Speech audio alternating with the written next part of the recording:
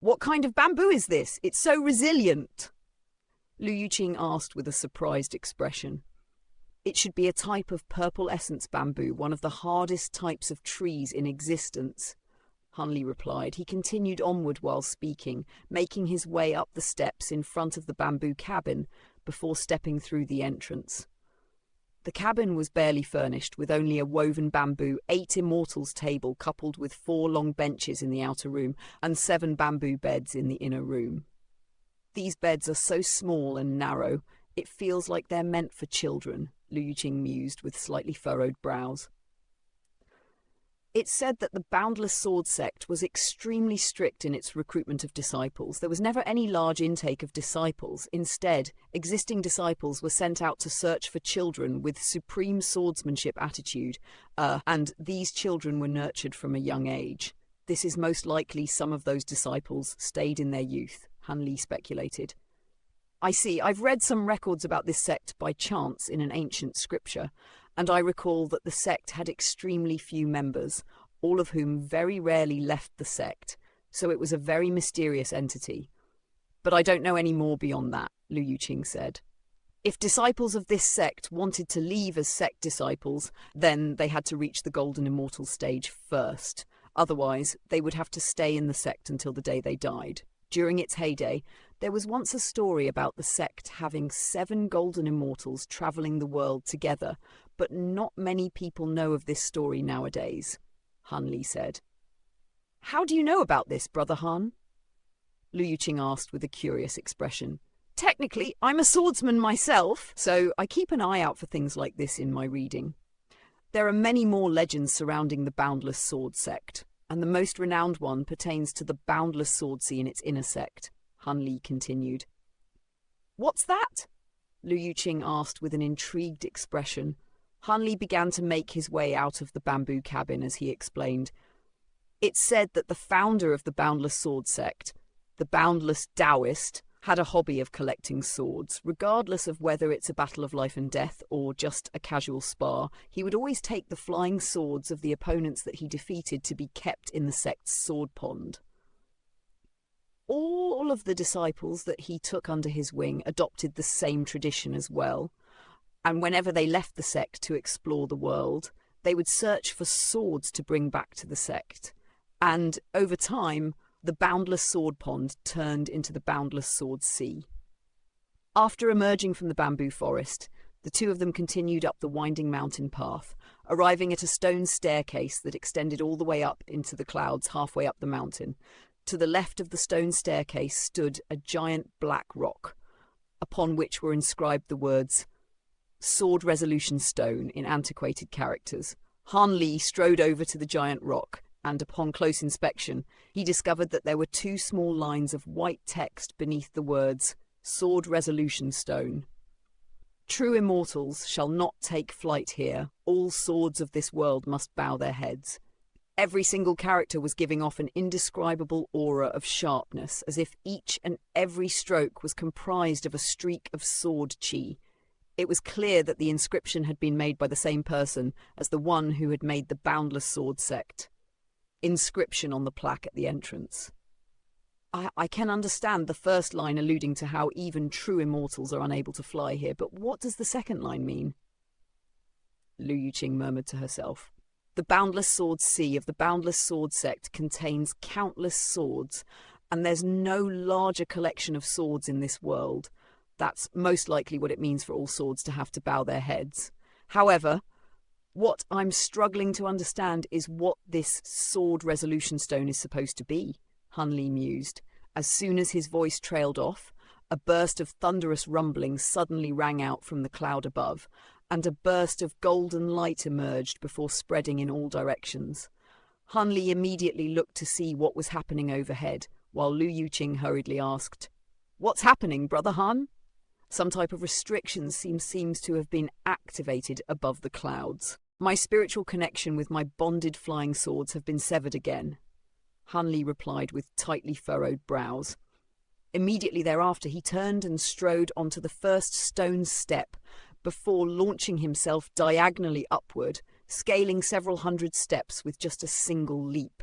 Lu Yuqing immediately followed along in the same fashion, and the closer they drew to the mountain's summit, the more humid the air became.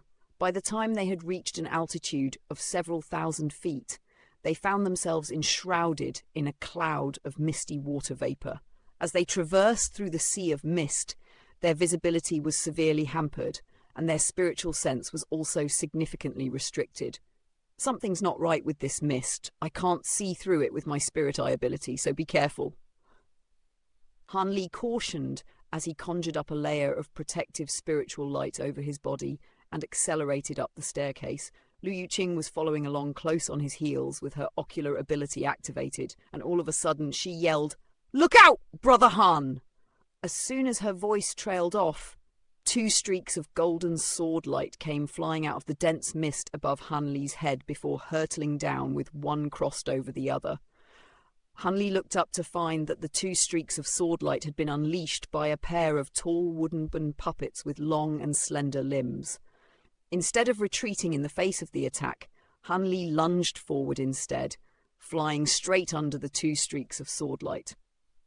As soon as he steadied himself, he instantly swiveled around, and a layer of azure light surfaced over his palm as he swung it toward the puppets in a chopping motion. The 2 puppets remained completely still, but their heads suddenly swiveled around 180 degrees to face Han Li in a rather unsettling fashion. At the same time, the joints of their sword-wielding hands also swiveled around, and one of the puppets parried Han Li's palm attack with its sword, while the other pierced its sword straight at Han Li's chest. Han Li hurriedly sprang back in retreat to evade the attack, and he was feeling quite surprised. The 2 puppets weren't giving off any aura at all, making it impossible to gauge their power level, but the swords that they were wielding were extremely formidable, as evidenced by the fact that it was able to slice through the azure light around his hand with ease.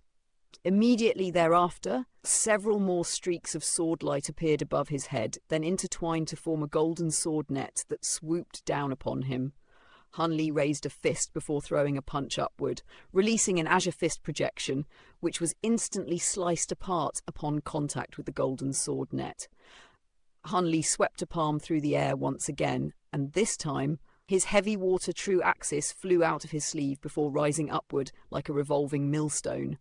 The golden sword net appeared to be quite formidable, but upon coming into contact with the black light emanating from the heavy water true axis, it instantly melted away like snow tossed into a fire.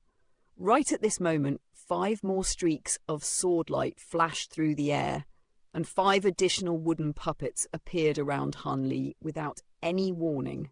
As soon as these 5 puppets appeared, they were joined by the previous 2 puppets, which were charging at Han Li from behind with their swords aimed at the back of his chest. However, before they had a chance to stride, 2 gusts of fierce-ass azure wind rose up from down below, enveloping the pair of puppets before dragging them downward. Han Li looked down to find Lu Yuqing wielding an azure feather fan that was radiating dazzling spiritual light, and with each wave, it was generating gusts of azure wind that trapped the wooden puppets inside. Han Li made a beckoning motion with one hand, then thrust it forward, and the heavy water true axis above his head instantly hurtled directly toward the puppet, directly in front of him. The puppet reacted quite quickly, making a hand seal with one hand while thrusting its longsword downward with the other. A burst of golden light appeared on the tip of the longsword, and a massive golden sword projection erupted forth, crashing heavily into the heavy water true axis. An earth-shattering boom rang out, and the golden sword projection was instantly vanquished, while the sword-wielding puppet's body was also inundated and pulverized by the black light surging out of the heavy water true axis. After absorbing so much second-level heavy water, the heavy water true axis had become far more formidable than before.